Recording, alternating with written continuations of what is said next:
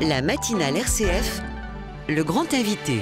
Il est 8h10, bienvenue si vous venez de nous rejoindre. C'est l'heure de notre grand invité. Bonjour Bernard Bourdin. Bonjour. Vous êtes dominicain mais aussi philosophe politique et vous publiez « Le chrétien peut-il aussi être citoyen ?» aux éditions du Cerf. Nous fêtions mardi les 1 an de la réélection d'Emmanuel Macron à la tête de la France. Un anniversaire fêté en musique à travers le pays au bruit des casserolades. Car l'action du chef de l'État et de tout son gouvernement est plus contestée que jamais.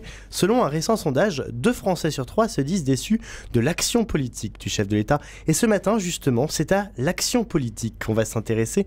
L'action politique à travers le temps et la place des chrétiens dans cette action. Est-ce qu'il y a un sens chrétien de l'action politique ? Ah oui, je crois, oui. C'est une excellente question.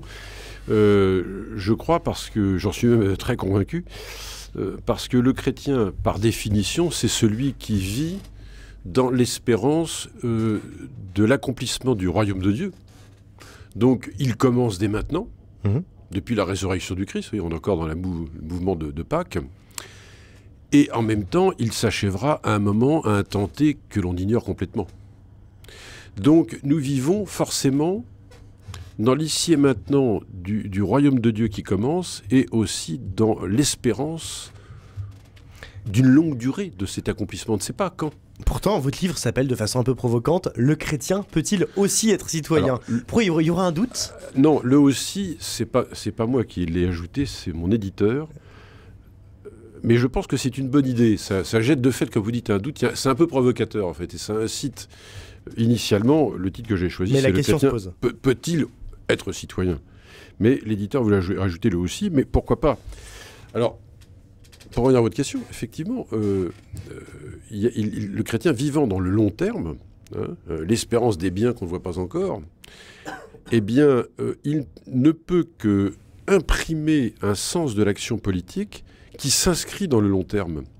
Et c'est précisément ce qui manque le plus à l'action politique d'aujourd'hui, qui est extraordinairement court-termiste, présentiste et donc sans perspective. Et le chrétien peut ajouter du long terme, de l'espérance. Il peut, oui, et je pense que oui, il peut et il doit aussi, mais j'irais même. Et on fêtera demain d'ailleurs les 50 ans de la disparition de Jacques Maritain. Alors si son nom évoque parfois quelque chose, on a oublié parfois ce philosophe et théologien du début du XXe siècle. D'abord agnostique, avant de se convertir au catholicisme, il a laissé un grand héritage intellectuel, le philosophe chrétien de la démocratie, disait-on de lui. C'est ce qu'a voulu montrer Jacques Maritain, que l'évangile était du côté de la démocratie, de l'engagement politique concret. Oui, je pense à son ouvrage en particulier, peut-être oublié, même maintenant, Christianisme et démocratie, c'est pas le plus connu, qui est le plus marqué. Donc de fait, ne serait-ce que par le titre, on voit bien que dans l'entre-deux-guerres, ce n'est plus le Maritain anti-moderne, mais un Maritain qui a beaucoup évolué. Maritain a beaucoup évolué avec le temps, ça qui est complexe aussi, pour ça que son héritage... Il y a plusieurs Maritains. Il y a plusieurs Maritains et son héritage est aussi compliqué à comprendre au regard de ses positions très très variées avec le temps. C'est ça exactement, mais là, à ce moment-là, dans l'entre-deux-guerres, dans les années 30, 35, 36, il est de fait du côté de la conciliation entre christianisme et démocratie. Ouais. Et au fond, le livre que j'ai écrit... au fond, il est de ce point de vue-là, il y a une convergence, c'est clair. Oui. Et d'ailleurs, il parle de démocratie, et peut-être qu'on peut s'arrêter sur ce point-là, sur le type de régime. La démocratie, c'est le pire des régimes à l'exception de tous les autres, disait Churchill. Est-ce que la vision chrétienne de l'action politique privilégie un mode de pouvoir ? Est-ce qu'elle privilégie en particulier la démocratie ? Alors, oui, c'est une question difficile, en même temps très, très importante. Dans mon livre... il y a un moment donné, le lecteur verra, s'il le lit de près, que je fais référence à Romains 13. Romains 13, ouais. Toute autorité en charge est constituée par Dieu. Il ne faut pas se méprendre sur cette affirmation de Paul. Il n'y a jamais été question de théoriser un régime politique, donc une théocratie ou une monarchie ou même une démocratie en fait. C'est une conception théologique, mais ça n'est pas une conception juridique. Donc Paul, en fait, il en appelle à quoi ? Il en appelle à ce que les chrétiens qui sont à Rome sont tout près de l'empereur, donc très près du soleil, donc il est en train de leur dire « soyez loyaux » et leur montrer que nous ne sommes pas des bouts de feu. Le Néron qui envoyait les chrétiens dans les arènes, c'était audacieux. C'est une façon de dire, en fait, il sera jugé par ses actes, parce que l'autorité politique est faite pour le bien. Donc c'est de cela dont il veut parler. Et du même coup, ce texte, contrairement à ce qu'on croit, est d'une très grande plasticité ou flexibilité. On peut lui faire dire ce qu'on veut ? Pas sur le fond, sinon à quoi bon ? Mais il est d'une grande souplesse au sens où comme il ne professe pas un régime politique en particulier, on peut très bien l'appliquer pour une monarchie, pour une démocratie, une république. C'est toute autorité, c'est l'autorité. L'autorité, ça veut dire beaucoup de choses, l'autorité. Hein. Alors, je dirais que pour aujourd'hui, par rapport à la question de la démocratie aujourd'hui, je dirais qu'un texte comme celui-ci, si on le lit non pas de manière maladroite en considérant que Paul demande ce que nous soyons des gens asservis au pouvoir, etc., souvent on le lit comme ça, ce texte. En réalité, c'est un appel à la loyauté, mais la loyauté ne signifie pas la servilité, et c'est un appel finalement à être des citoyens, en fait, même si le mot n'est pas prononcé. Parce qu'il dit aux chrétiens de Rome, soyez... À être des citoyens engagés. Avec les autres. Il dit toute autorité est conçue par Dieu, il ne dit pas par le Christ. Il aurait pu dire, pourquoi ne dit-il pas l'autorité est conçue par... Non, il ne dit pas le Christ. Il dit Dieu, parce que Dieu, c'est le concept clé de tout le monde. Tout le monde croit en Dieu à cette époque-là. Ouais. Dieu est inévitable. Alors vous avez les stoïciens, vous avez les païens, vous avez les chrétiens. Donc c'est une notion très écuménique.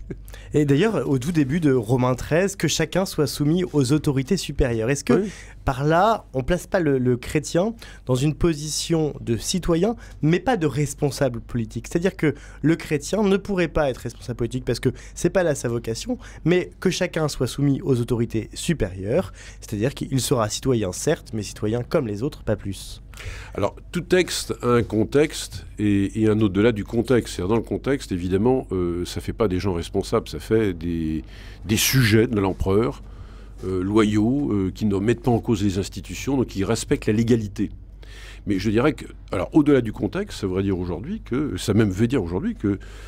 quand nous ne sommes pas d'accord avec telle ou telle loi qui a été votée, et il y en a plein, si on prend par exemple les évolutions sociétales dans le domaine de la famille, de très nombreux catholiques et je partage ce point de vue d'ailleurs, sont opposés à certaines évolutions sociétales. Bien sûr, mais ça ne veut pas dire que ça leur donne le droit d'aller semer, je sais pas moi, d'aller au Parlement et d'incendier le Palais Bourbon, par exemple. Mais quelle place pour la désobéissance ? Alors comment bien placer le curseur ? Alors la désobéissance, elle se situe du côté de la légitimité de la conscience. C'est-à-dire qu'il y a tout à fait compatibilité entre le fait d'obéir aux institutions légales d'un pays, nous les reconnaissons, mais les reconnaître ne signifie pas, donc on est obéissant, on est loyaux, mais on n'est pas asservi, on a bien une conscience. Et on peut dire, mais nous ne sommes pas d'accord. Et c'est dans ce sens-là que les chrétiens sont appelés des citoyens peut-être plus performants que les autres, dans la mesure où ils ont une conscience qui a une légitimité, qui dit, voilà, attention, mais le monde tel qu'il tourne, nous ne sommes pas d'accord avec cette absolutisation d'un certain nombre d'émancipations individuelles, comme si c'était le salut de l'humanité. Nous avons autre chose à vous proposer en termes de salut. Donc il y a une légitimité de la conscience, une légitimité critique. C'est autre chose. Il faut distinguer le légal du légitime. Très rapidement, quelle est la différence entre légal et légitime ? Le légal, c'est les institutions du droit positif d'un pays.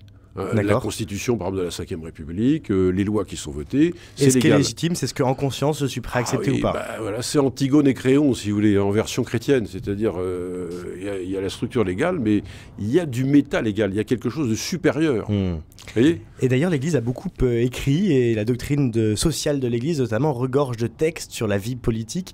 L'Église apprécie le système démocratique, d'ailleurs, disait Saint Jean-Paul II dans l'encyclique Centesimus Annus.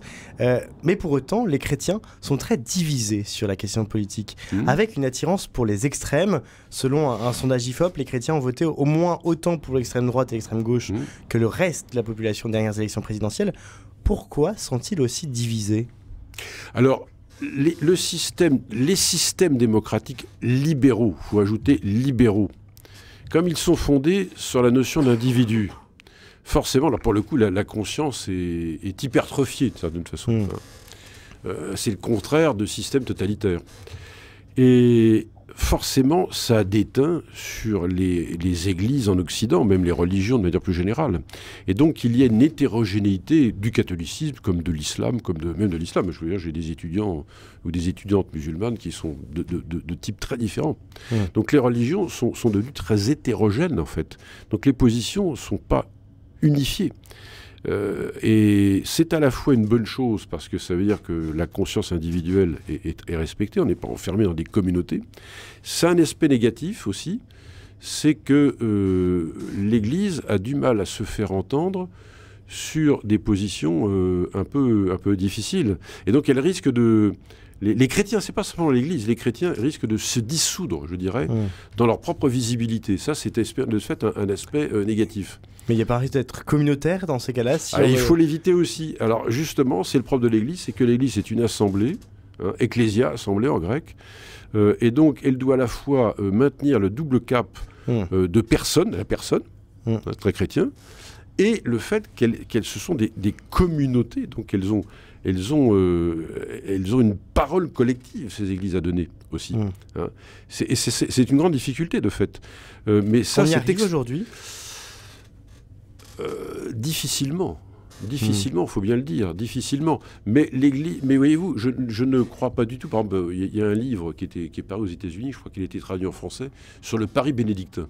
Oui. Vous avez tous entendu parler.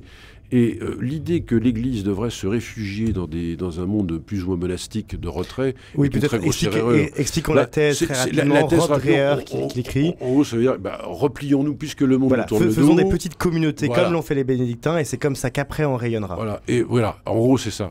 Je ne crois pas que ce soit une bonne chose, sans doute aux États-Unis, mais pas en France. Je crois qu'il faut au contraire participer et peser dans le commun. Aussi, et je crois que c'est nécessaire. Et en plus, comme il n'y a plus d'idéologie politique structurante, finalement, même le christianisme, dans sa faiblesse intrinsèque actuelle, il faut bien le dire. Dans sa faiblesse numérique.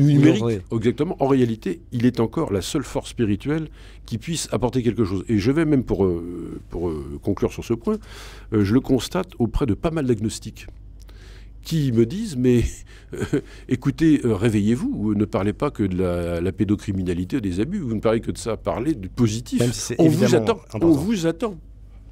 On attend les chrétiens sur quoi? Absolument, moi je l'entends d'agnostic. On attend sur quel point en particulier? Tout, parlez-nous de l'Évangile, parlez-nous de l'originalité de Dieu dans la société, en quoi l'Église a une parole civique à apporter particulière. Est-ce qu'elle l'a perdu? Est-ce qu'à un moment dans son histoire, elle savait, l'Église, dire quelque chose à la société, au monde, aux politiques, qu'elle ne sait plus dire? Oui, dans des sociétés qui n'étaient pas démocratiques. Le problème, c'est qu'elle était liée au pouvoir. C'était église spirituelle temporelle. Donc elle disait quelque chose, mais dans une structure très, très hiérarchisée. Son malaise, et votre question est très importante aussi, parce que son malaise aujourd'hui, et depuis le 19e siècle, je dirais, c'est que l'avènement des régimes démocratiques a beaucoup déstabilisé les églises. Et est-ce que d'autres religions sont plus capables de le faire? Je pense par exemple à l'islam, ou qui serait plus capable ou moins capable de le faire? Non, à mon avis, c'est bien plus problématique. Comment ça? On le voit bien. Son lien avec la démocratie. Regardez, il n'y a pas un pays musulman qui soit une démocratie. Déjà pour commencer. Le paradoxe du christianisme, c'est qu'en fait, les démocraties sont nées dans des pays de culture chrétienne. Ce qui devrait faire réfléchir. Elles sont nées, je ne dis pas qu'elles sont fatalement vouées à n'être que... Elles sont nées quand même au IVe siècle, au Ve siècle. Et même si on remonte dans les points d'origine, mais les démocraties modernes, elles sont très liées. Alors bien sûr, il y a déjà des antériorités, comme vous le dites, dans l'Église, dans les ordres religieux. Si vous prenez les dominicains, par exemple, les constitutions dominicaines sont très démocratiques. Et on pourrait multiplier, à mon avis, les exemples. Donc, il y a un lien entre les deux. Tout problème, c'est que son malaise, c'est d'arriver à passer d'un discours de normativité à l'ancienne à un discours où elle restimule la démocratie. L'Église nage comme un poisson dans l'eau dans la démocratie pour dire une espérance, une vie civique sur la base de ses propres principes. C'est ça qu'à mon avis, l'Église en particulier a beaucoup de mal à faire. Cette question et plein d'autres questions passionnantes sur l'action politique, c'est à lire dans votre livre, votre dernier livre, Père Bernard Bourdin, publié aux éditions du Cerf. Ça s'appelle « Le chrétien peut-il aussi être citoyen ?» Merci beaucoup d'être passé ce matin par la matinale RCF.